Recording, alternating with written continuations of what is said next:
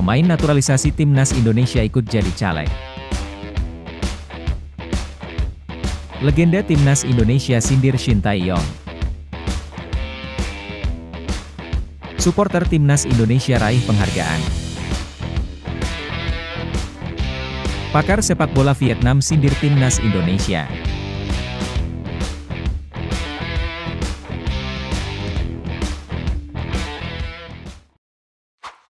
Mohon subscribe channel Timnasku Indonesia agar tidak ketinggalan informasi Timnas Indonesia.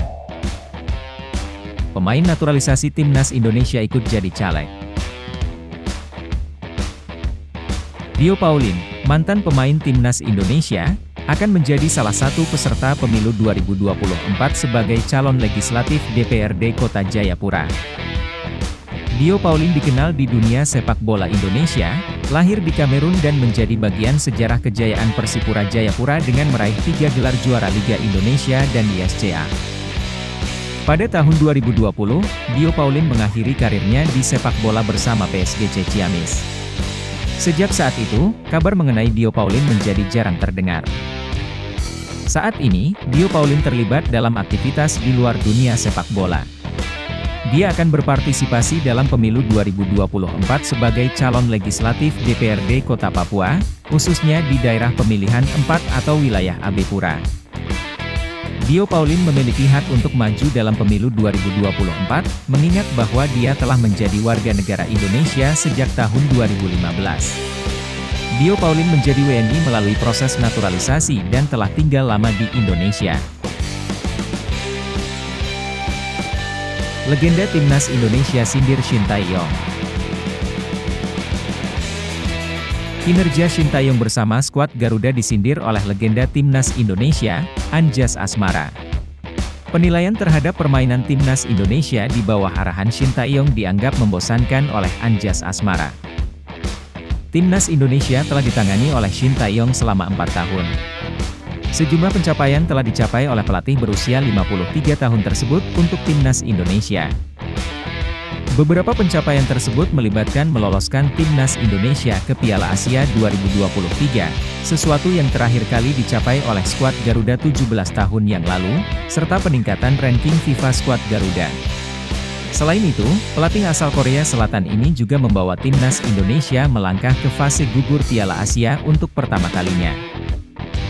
Meskipun demikian, Anjas Asmara, yang merupakan pemain Timnas Indonesia era 1970-an, tidak cukup puas dengan pencapaian Shin Tae-yong bersama skuad Garuda.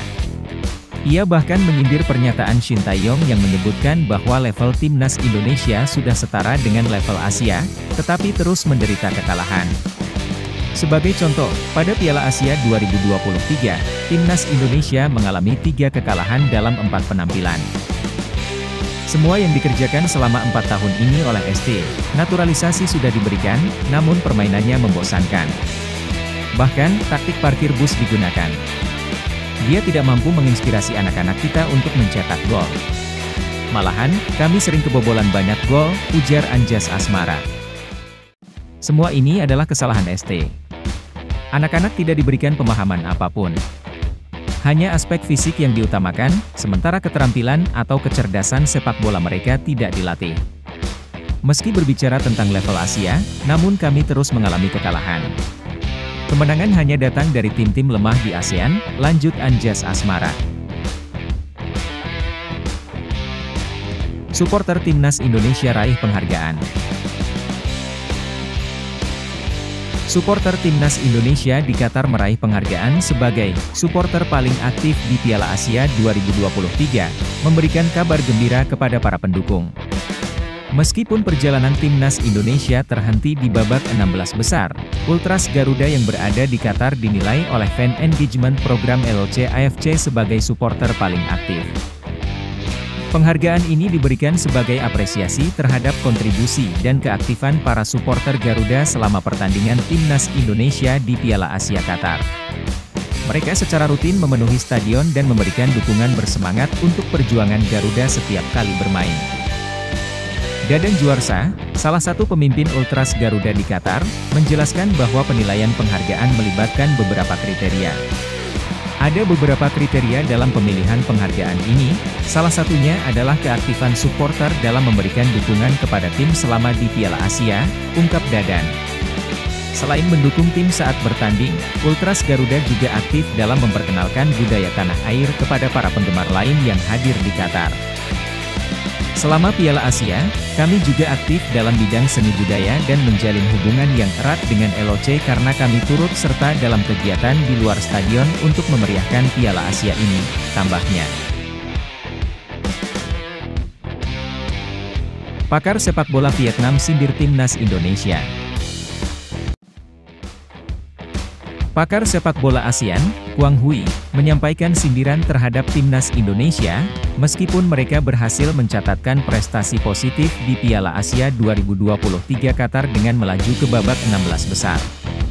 Prestasi tersebut merupakan pencapaian sejarah bagi skuad Garuda yang pertama kali berhasil melangkah ke fase gugur Piala Asia. Timnas Thailand juga meraih hal serupa dengan berhasil melaju ke babak 16 besar, walaupun akhirnya dikalahkan oleh Uzbekistan dengan skor 1-2.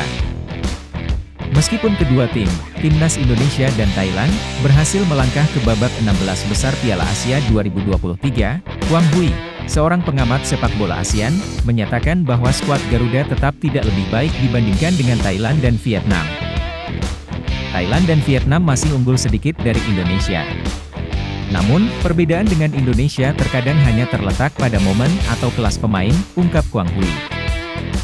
Quang Huy yakin bahwa pada kualifikasi Piala Dunia 2026 nanti, timnas Vietnam akan menunjukkan penampilan yang berbeda saat berhadapan dengan timnas Indonesia.